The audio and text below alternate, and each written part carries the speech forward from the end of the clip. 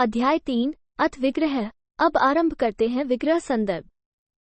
इसके बाद फिर कथा के आरंभ के समय वे राजपुत्र बोले कि हे आर्य, हम लोग राजपुत्र अर्थात क्षत्रिय हैं, इसलिए हम लोगों को विग्रह अर्थात युद्ध सुनने का बड़ा चाव अर्थात कौतुक लालसा है।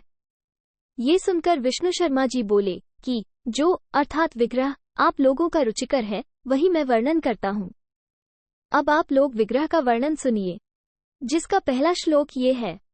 समान पराक्रम वाले हंसों के साथ मयूरों के युद्ध में कौवों ने शत्रु हंसों के स्थान में ठहर कर और उन्हें विश्वास देकर अर्थात उन हंसों को धोखा देकर पराजित कर दिया था। एक राजपुत्र बोले, ये कथा कैसे है? विष्णु शर्मा कहने लगे कि कर्पूर द्वीप में पद्मकेली नाम का एक सरोवर है, जहां हिरण्यगर्भ नाम का राजहंस रहता था, और उसे सब पक्षियों ने मिलकर पक्षियों के राज्य पर अभिषिक्त करा दिया था, अर्थात उसे पक्षियों का विधिवत राजा बना दिया था।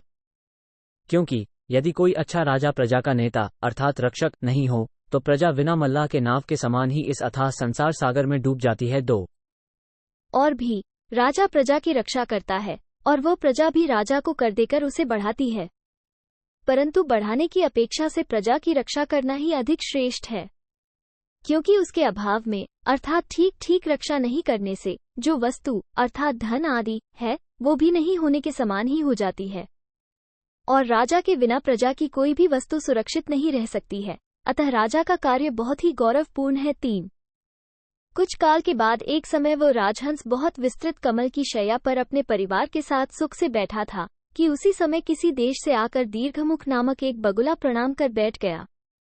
तब वह राजा बोला कि हे दीर्घमुख, तुम दूर देशांतर से आए हो, अतः तुम वहां का देखा सुना कुछ नया समाचार कहो। तब वो बोला कि हे देव, एक बड़े ही महत्व की बात मुझे आपसे कहनी है, उसे कहने को ही मैं शीघ्रता से यहाँ आया हूँ। सुनिए, जम्बूद्वीप में एक विंध्याचल पर्वत है, वहां पक्षियों का राजा चित्रवर्ण नाम का एक मयूर रहता है। वन में फिरते हुए उसके अनुचर पक्षियों ने दग्धारण्य में चरते हुए मुझे देखकर पूछा कि तुम कौन हो और कहाँ से आए हो? तब मैंने कहा कि मैं कर्पूर द्वीप के चक्रवर्ती राजा हिरण्यगर्भ राजहंस का सेवक हूँ और कौतुकवश ही इस देश को देखने आया हूँ। ये सुनकर उन पक्षियों ने मुझसे कहा कि इन दोनों देशों में कौन सा देश श्रेष्ठ है और इनमें से कौन सा राजा श्रेष्ठ है? मैंने कहा, ओह, तुम लोग ये क्या कहते हो? इन दोनों में तो बड़ा अंतर है, क्योंकि कर्पूर द्वीप तो दूसरा स्वर्ग ही है और वहां का राजा राजहंस भी उस स्वर्ग का राजा दूसरा इंद्र ही है। उनका क्या वर्णन किया जाए, उनका तो वर्णन हो ही नहीं सकता। और तुम लोग यहाँ इस निर्जल रेतीले स्थल में पड़े हुए सब क्या करते हो? हमारे देश में चलो। फिर मेरे इस वचन को सुनकर वे सब पक्षी बड़े क्रुद्ध हुए। किसी ने ठीक ही कहा है, जैसे सर्पों को दूध पिलाना केवल उनका विष ही बढ़ाना है, वैसे ही मूर्खों को भी उपदेश देना केवल उनके कोप को ही बढ़ाने के लिए होता है, उनकी शांति के लिए नहीं। 4 और कहा भी है कि विद्वान ही को उपदेश देना चाहिए, मूर्खों को तो कभी कुछ उपदेश नहीं देना चाहिए, क्योंकि वानरों को उपदेश देने से ही वे सब पक्षी स्थान भ्रष्ट हो गए थे। 5 राजा बोला कि ये कथा कैसे है? तब वह दीर्घमुख कहने लगा कि नर्मदा के किनारे पर्वत के पास की तरहटी में एक बड़ा भारी सैमर का वृक्ष है। उस वृक्ष पर अपने अपने घोंसले बनाकर पक्षीगण बड़े ही सुख से रहते थे। इसके अंतर एक समय बरसात में नील वस्त्रों के समान ही घोर नीले नीले बादलों से जब आकाश आच्छादित हो रहा था, उसी समय आंधी के साथ ही बड़े वेग से घोर वर्षा भी हो गई। तदनंतर वृक्ष के नीचे बैठे हुए शीत से पीड़ित ठिठुरे हुए और कांपते हुए वानरों को देखकर उन पक्षियों ने कृपापूर्वक उनसे कहा, हे वानरों, आप लोग सुनिए, हम लोगों ने तो केवल अपनी छोटी सी चोंच से ही तृण लाकर ये अपने घोंसले बनाए हैं, फिर हाथ पैर आदि से युक्त होने पर भी आप लोग इस तरह क्यों दुखी हो रहे हो? आप लोग भी अपने रहने लायक घर क्यों नहीं बनाते हैं?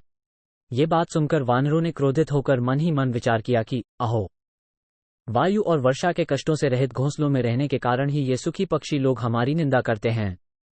अच्छा, वृष्टि को शांत होने दो, तब इन्हें हम समझेंगे। इसके अनंतर जब वर्षा शांत हो गई, तब उन वानरों ने वृक्षों पर चढ़कर उनके सब घोंसले तोड़ डाले और उनके अंडे भी नीचे गिरा दिए।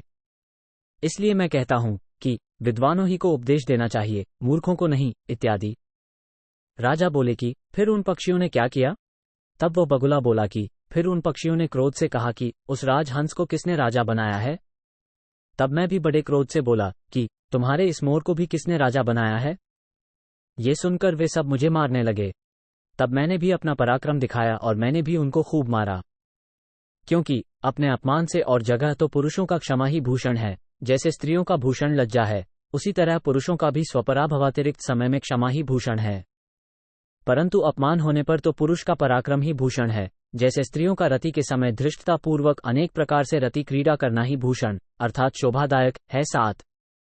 तब राजा हंसकर बोला कि अपने और दूसरों के बलाबल को देखकर भी जो मूर्ख दोनों में अंतर अर्थात वैषभ्य भेद नहीं जानता है, वह शत्रुओं से अवश्य ही तिरस्कार पाता है। 8।